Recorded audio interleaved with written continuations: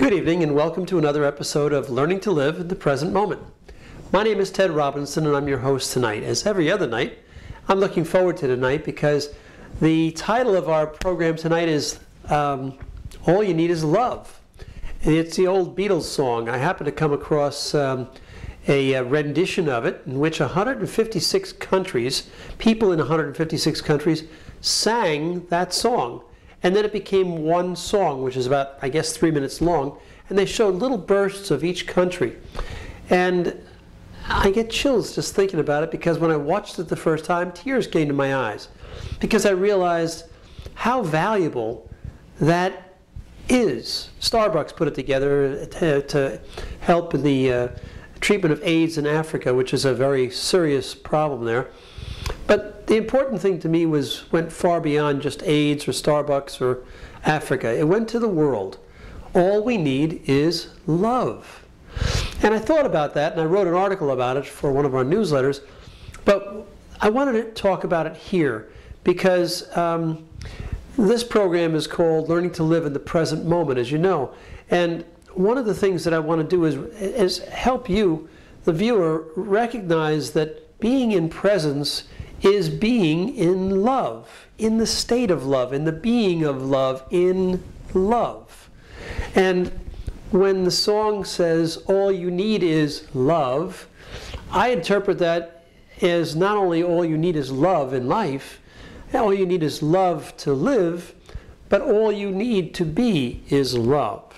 And that's really the essence of who you are. It is who God is. God is simply love. Love is God, God is love. Equal sign in between the two. So, and if God is everywhere, because all religions recognize and all spiritualists recognize that God is omnipresent, everywhere all the time. And if love is everywhere all the time, how come we live in a world like we do? How come our world is so filled with trauma and catastrophes and terror and all kinds of violence? Why is that? Well, because people have forgotten that all you need is love. If you could just do that, wouldn't that be wonderful? If you could just be a loving being all the time? You know, the Christians say, well, what would Jesus do in this situation? And I think it's a great question. What would Jesus do? Because Jesus was all about love and forgiveness and acceptance. And yet, other religions and secular people want to know, well, what am I supposed to do? I'm not Christian. I'm not Jesus. I don't follow Jesus. That's fine. All you need is love. Now, that's a premise, and I understand it's a premise. And reality can often be different and very difficult at times, sometimes very challenging. You know, when somebody cuts you off on the road, when somebody stops short in front of you, when somebody just does something stupid that impacts upon you, it's very hard to just be loving. You know, wide-eyed loving. Nobody wants to do that. They want to choke the guy or the woman. But the truth is, all you need is love. So how do you do it? How do you be love? How do you act lovingly? How do you act or respond with love? And that's what I want to talk to you tonight about. And the answer is quite simple. It's the title to this show. It's Learning to Live in the Present Moment. As you can probably tell by now if you've watched the show at all, I just received an email today from a good friend of mine, Glenn Poveromo, and he said something interesting. He says, you know, it's funny how the definition or how you've defined presence has defined your world, talking to me. And I think he's right. But I think that if we all could join with me, I guess it's not just me, I learned it from Leonard Jacobson, and you know, Eckhart Tolle is out there talking about it, and a lot of people are now talking about if I could just be present. I'm being present, you know, and a lot of people are making fun of it. But the truth is, being present is just being here, now, in this moment. Because the truth is, the only time you're ever alive, actually alive, is just in this moment. The past moment is now gone. It's no longer here. It's not a continuum. It's moment by moment by moment. It's like frames in a film. And so in this moment, this is the frame that's being projected into your life. Right now, poof, there it is. And now it's gone. Now you can remember it. That's your mind, remembering. You can project that the new one's coming. That's your mind, projecting the things that have happened in the past into the future with an expectation of the same thing or something similar. But the truth is, this present moment is the only time you're really, really alive. Not really, really, that you are alive. So, when you are just here in your being, just being here, without any agendas, any expectations, any fears, phobias, any regrets, any sadness from past experiences. See, all those things are reflections of your mind. All the past stuff, like reflections of sadness, regret, anger from the past, rage from the past. All these things are the past. It's in your mind. Fear and phobias, all in your mind. Because it's not really here. This is what's here. I'm not saying you can't be fearful in this moment because something's happening in this moment and you figure it's going to continue to the next moment. That's for sure. I'm not discounting that. But this moment, in this moment, generally, as a general principle, as a general rule, it's pretty silent, it's pretty still, and it's very peaceful and loving. Because when you're in presence, and I'm going to go into presence with you now, you'll see a little bit of a difference in how animated or non-animated I am.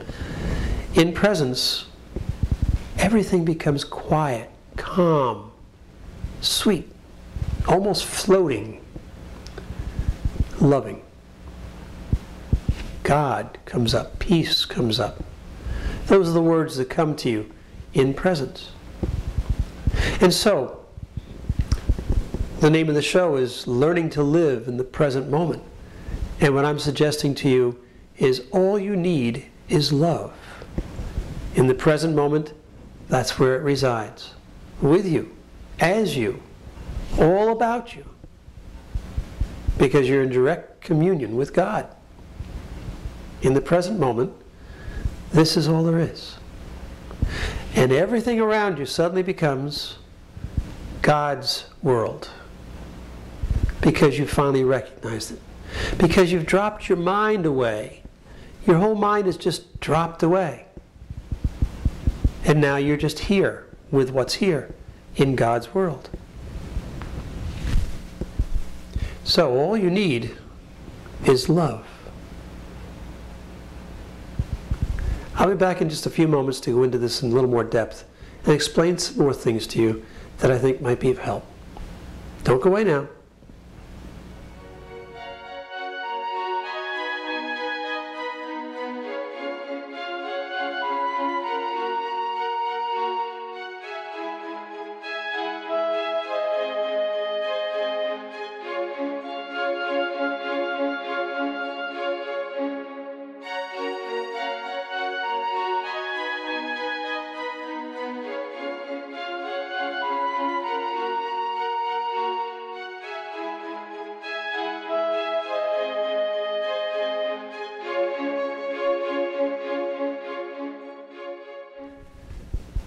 Welcome back.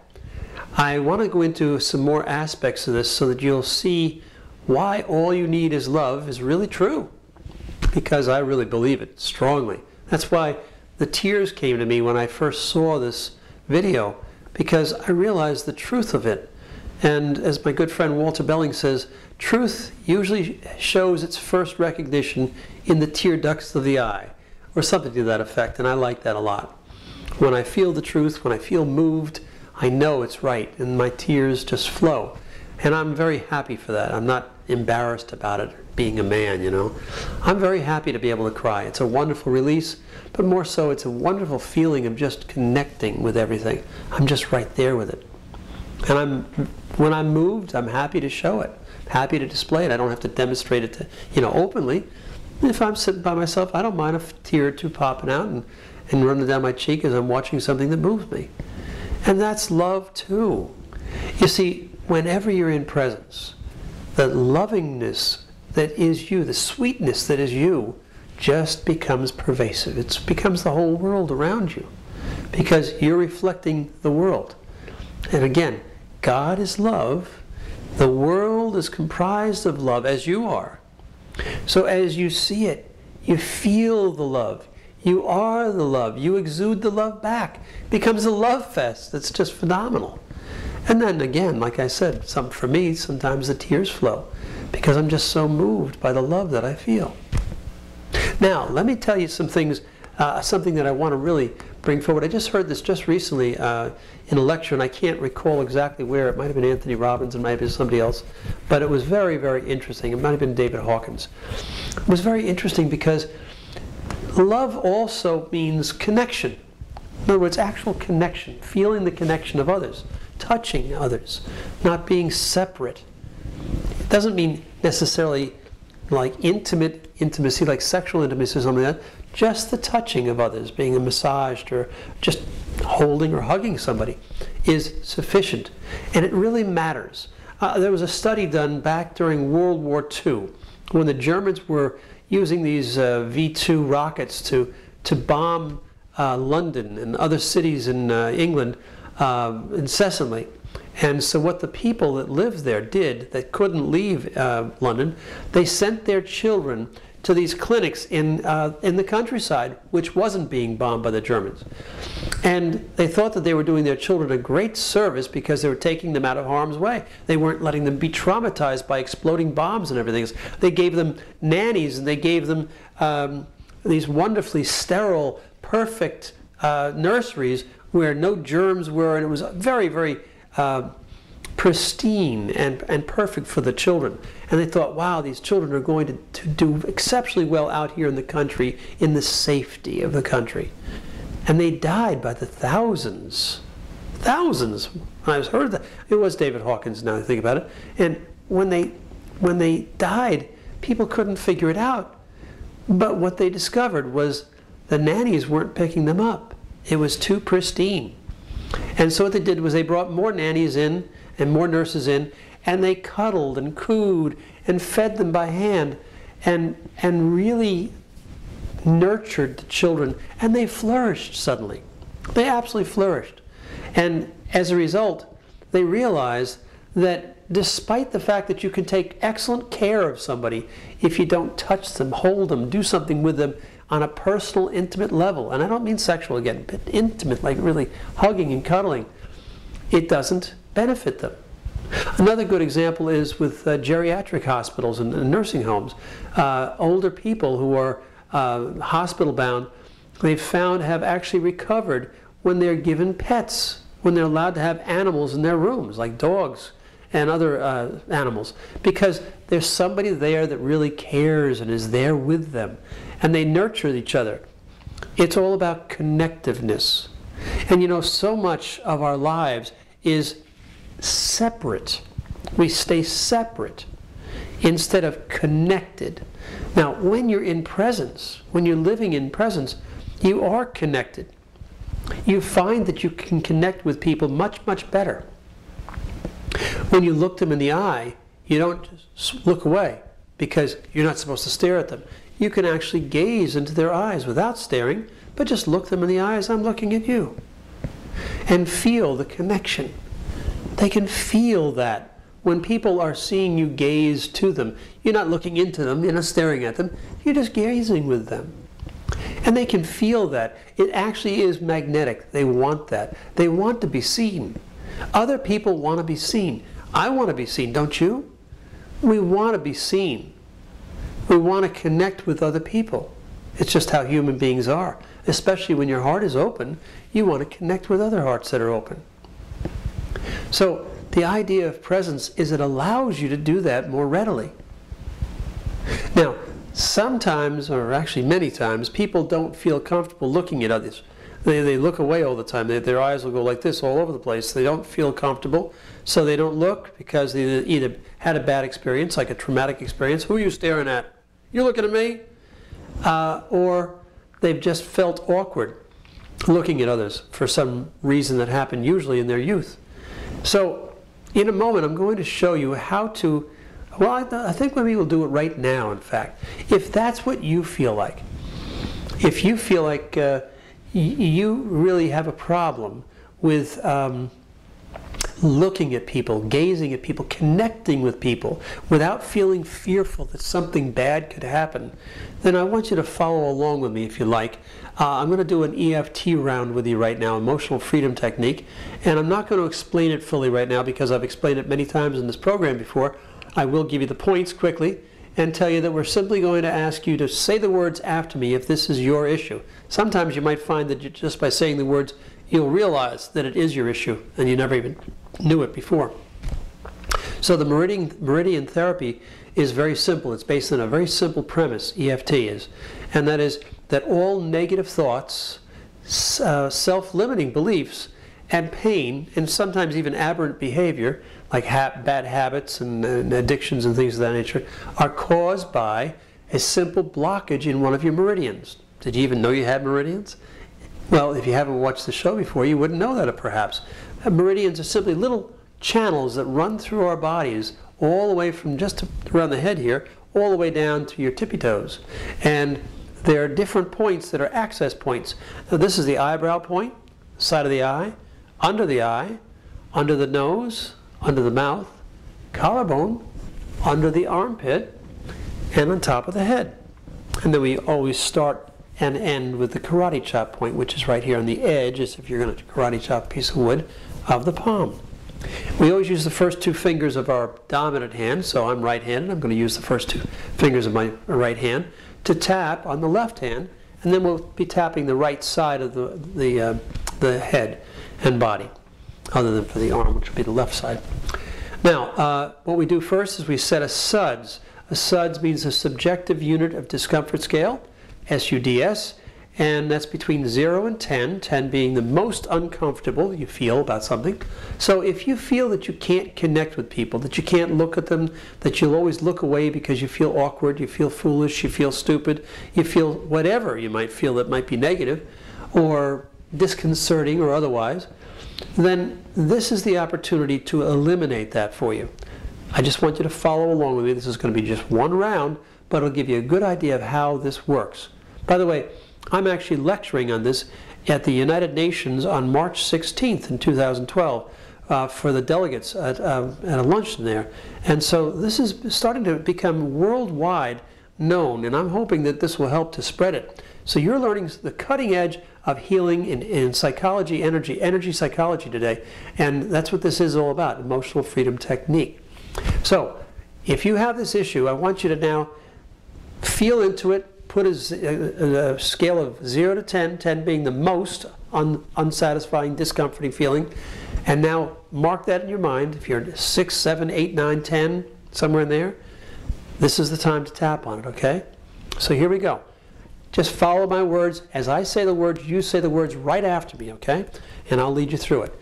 So you tap the edge of your hand, the karate chop point, you say, even though I can't look in other people's eyes because it scares me, even though I can't look in other people's eyes because it scares me, I love and accept myself nonetheless. I love and accept myself nonetheless. Now the second part is your part. I'm just making sure you hear it so you know when to talk, okay? So one more time. So we're going to say, even though I don't like looking into other people's eyes because I worry, even though I don't like looking at other people's eyes because I worry, I'm afraid they're going to think badly of me. I'm afraid they're going to think badly of me. I'm really worried about what they're going to think of me. I'm really worried about what they're going to think of me. Yet I love and accept myself no matter what. Yet I love and accept myself no matter what. Now here we go. We're going to tap the eyebrow point. We're going to say, I can't look in other people's eyes. I can't look in other people's eyes. That's your part. Side of the eye, we're going to say, I'm afraid to look into people's eyes. I'm afraid to look into people's eyes. Under the eye. It makes me nervous when I look into other people's eyes. It makes me nervous when I look into other people's eyes. Under the nose, I feel foolish when I look into people's eyes. I feel foolish when I look into people's eyes. Under the mouth, I'm afraid what they're going to think of me. I'm afraid of what they're going to think of me. Collarbone point, if I look in other people's eyes, they're going to say I'm staring at them. If I look into people's eyes, they're going to say I'm staring at them. Under the armpit. And I don't want them to feel badly like that. And I don't want them to feel badly like that. Top of the head. And I don't want them to accuse me either. And I don't want them to accuse me either. Eyebrow point. If they accuse me, I'll get embarrassed. If they accuse me, I'll get embarrassed. Side of the eye. If you look in people's eyes, you're staring, right? If you look in people's eyes, you're staring, right? Under the eyes. I have a lot of resistance to changing this. I have a lot of resistance to changing this. Under the nose. I'll never be able to stare at gaze into other people's eyes. I'll never be able to gaze into other people's eyes. Under the mouth. Why do I have to do it anyway? Why do I have to do it anyway? Collarbone point. I don't have to do it. It just feels good sometimes. I don't have to do it. It just feels good sometimes. Under the armpit. If I want to stare in somebody's eyes, I'll do it. If I want to stare in somebody's eyes, I'll do it. Top of the head, but I'd rather gaze at them and enjoy them. But I'd rather gaze at them and enjoy them. Side of the hand. All these fears about gazing at others' eyes. All these fears about gazing at others' eyes. Now you put your hands down, you take a nice deep breath, and let it out. How's that feel? Now that should make you feel a lot more relieved about this issue. And what I suggest you do is, if you'd like to learn more about that, go to my website at Ted Robinson, that's one word, tedrobinson.com. And go to the EFT page, and there's a whole explanation of EFT with videos and diagrams and all kinds of stuff that you can actually do this yourself. And in the future, if you'd like to also find us on YouTube, just look up Ted Robinson, 2 words, and EFT, and you'll be taken right to one of our videos, and you'll find them all there. There are plenty of them on the web now. So that's how you start to change how you view the world. But again, when you're in presence, you are love. So all you need is love is a great phrase to remember. All you need is love.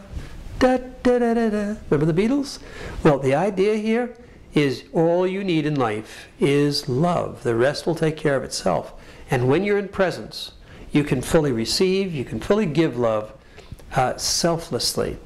And that's the beauty of love. Because you are love. I am love. We are love, and all you need is love. So I want to thank you for coming tonight.